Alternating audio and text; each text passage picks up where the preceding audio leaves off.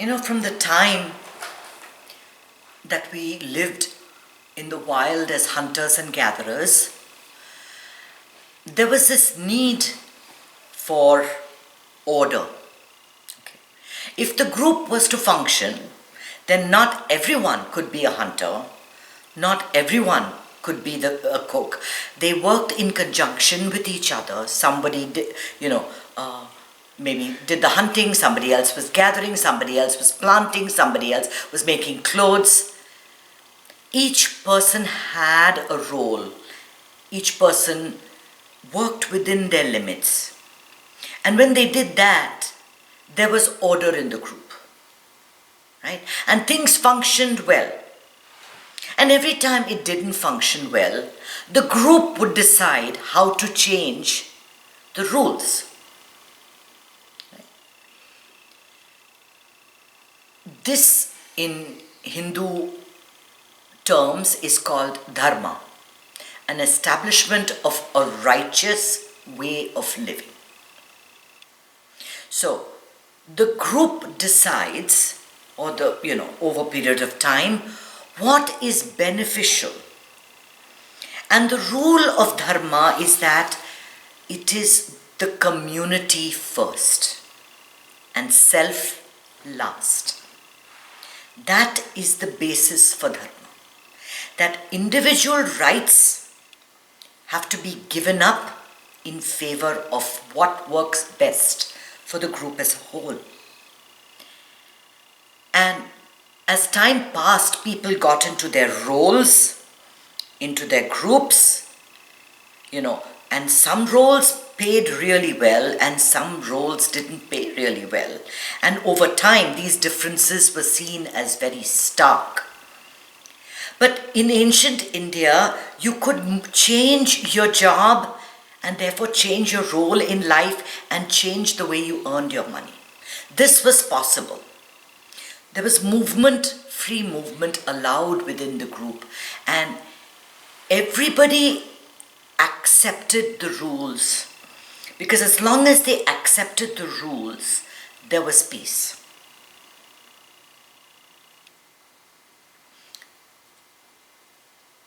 Now, all that we are doing, all of us, this practice of spirituality, is because we are preparing ourselves to deal with chaos. When the rule of law is thrown out the window, when expression becomes convoluted and contorted, when action gets converted into violence, nothing works outside, and there is complete breakdown of society, breakdown of Dharma. That is, they have stopped following the rules, stopped listening to the rules that apply to them all, and they are now abiding by another set of rules that they decided to create. And time again in history, one system has been replaced by another, and another system has been replaced by another, and then there would be an invasion by a Mongol horde, and there would be a new system in place, and then there'd be another invasion by the Greeks, and another system in place. So this has happened, and people have been through periods of intense anarchy and chaos. When the existing order, the existing peace has been totally taken away. Nothing is either right or wrong, except if you're on the other side. So you're either a freedom fighter, a patriot, or a terrorist, depending on who you're talking about. So reality, the reality that you think that you believe in, that this is what has been set up, this is what our government has been telling us, this is what our politicians are telling us, this is what our religious leaders are telling us, this is the truth, this is the way things work, this is my reality. When something crosses that, it makes the other person a terrorist. It was like that in India, when we were fighting for our freedom. The British considered all those freedom fighters as domestic terrorists, and they were treated as such. They were rounded up, they were strung up, they were killed, they were put in prison, all of that. But for Indians, they were the heroes. They were the freedom fighters, right? Which side of history are we on? To be unaffected by what is going on around you and maintain your inner peace is the goal of spirituality. That it doesn't matter how turbulent the waters are outside. It doesn't matter what is being said, what is happening outside of ourselves. Within ourselves, we maintain our peace. We maintain our equanimity. We maintain this connection that all of us, the ones on the other side and the ones on our side, we are all connected. That the voice of reason, the voice that comes from the true source will reach everyone. And that it does not help to be reactive. It does not help. It does not help the situation, the anarchy or the chaos outside, and it does not help you. Your inner peace and your mindset is most important if you are to be a functioning member of society. If you are to be a contributing member of society, you have to come from a position of caring and giving for others, of including everybody else, of not excluding people on the basis of what they do or what they don't. It's a very difficult time. You'll find that a lot of your friends are on the other side, that you're not able to have regular conversations, that you feel wronged, that you feel as if a loss of control. But just remember one thing, all of that is outside you. None of that is inside.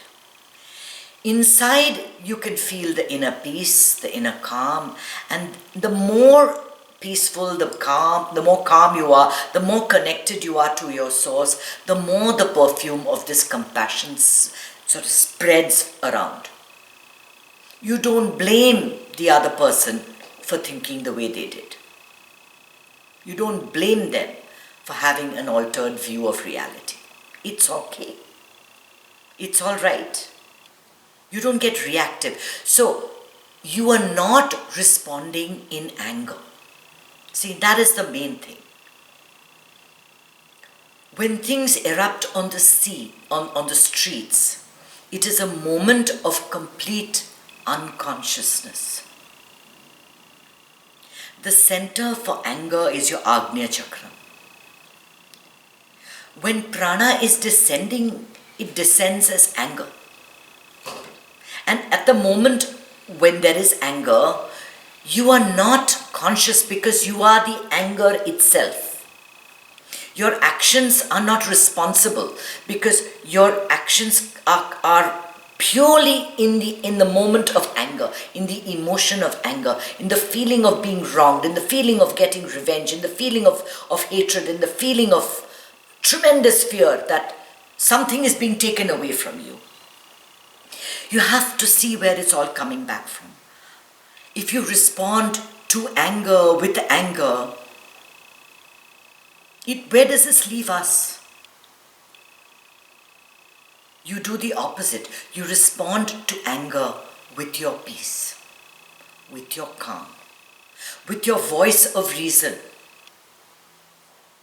You keep on the straight and narrow to the agreed terms within our society, to the rule of law.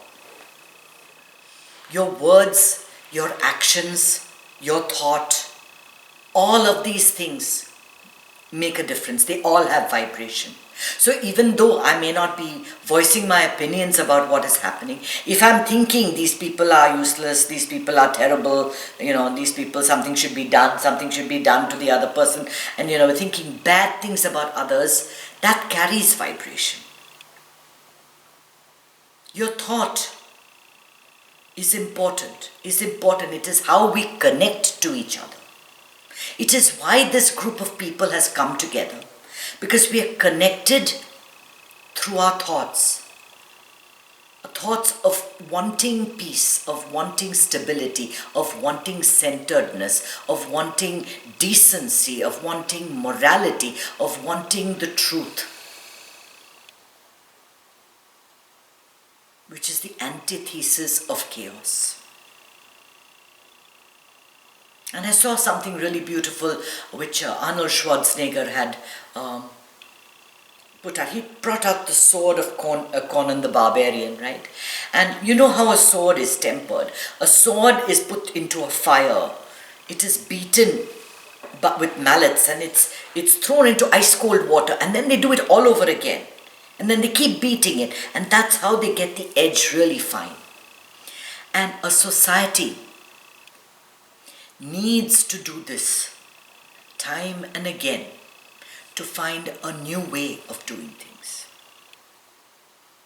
When there is anarchy, when there is chaos outside, don't ever think that this is a bad thing. Everything that happens in this world, in this universe, in Brahman, in consciousness, happens for a reason, happens to turn the mirror, to show you that there is a need for change.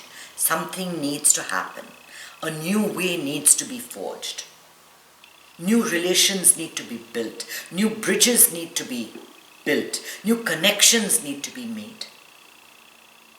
New voices need to be heard. It's always a good thing in the end.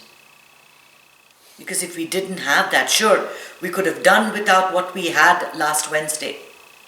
It was painful to see it. Such a collection of people unconscious, resorting to violence.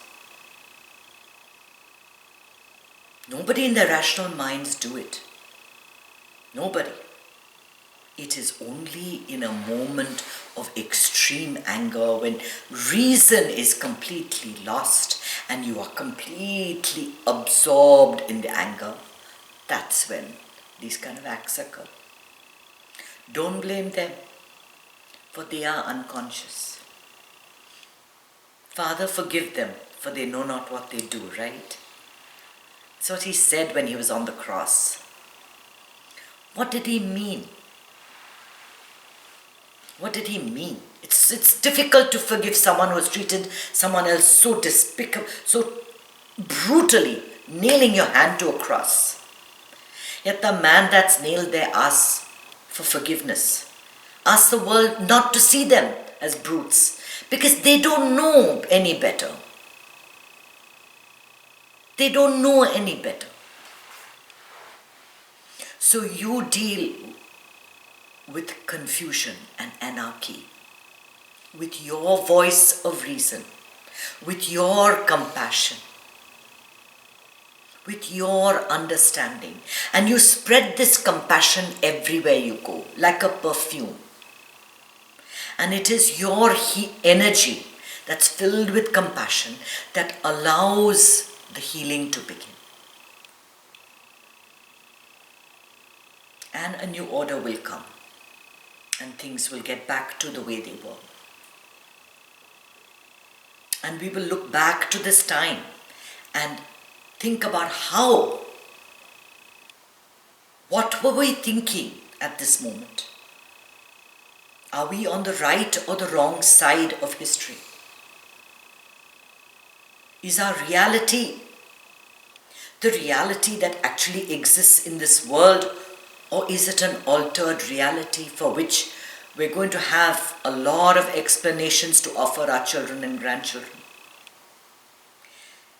Whatever you're thinking, whatever your reality is, you've got to be able to explain it to your kids. Because whatever we do for our successive generations, so that they may have a peaceful life, a good life, a chance to succeed. A chance where the environment is good, where people are nice to one another, where we love one another, where we share, where we care. We don't beat each other up. We don't take what's someone else's. That's not what we want. We don't want the confusion.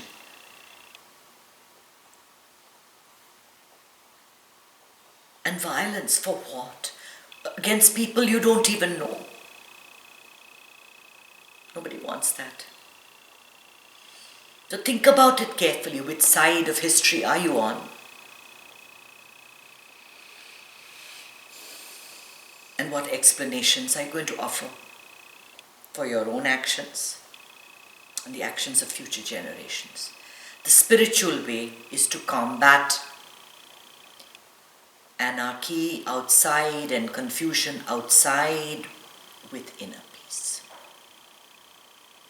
Just getting back to that state where you're just floating on an ocean, floating on the surface of a lake.